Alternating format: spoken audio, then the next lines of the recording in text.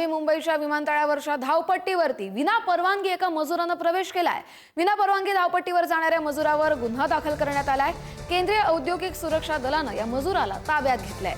कुंपणावरून उडी मारून मजुरानं धावपट्टीवर जाण्याचा प्रयत्न केला। चोरीच्या उद्देशानं विमानतळात प्रवेश केल्याचा त्याच्यावर ठपका ठेवण्यात आलाय।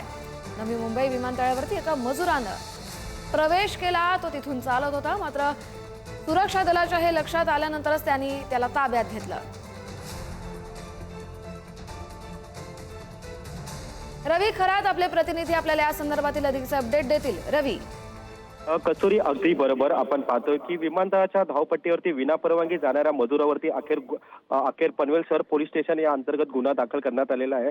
खरं तर नवी मुंबई आंतरराष्ट्रीय जे विमानतळ त्याची जी सुरक्षा आहे सध्या CSF जवानांच्या हाती आहे। मात्र एक इसम आहे तो तिकडे काम देखील करत होता आणि त्याने अचानक कुंपणावरनं थेट विमानतळाच्या धावपट्टीवरती त्याने उडी मारली व नियंत्रण कक्षाजवळ त्याने वावर केला। त्यामुळे त्याच्यावरती थेट आता सध्या फौजदारी जो गुन्हा असतो तो सध्या दाखल केलेला आहे। विनापरवानगी प्रवेश करून चोरीच्या उद्देशाने विमानतळात प्रवेश केल्याचा ठपका त्या मजुरावरती ठेवण्यात आलेला आहे।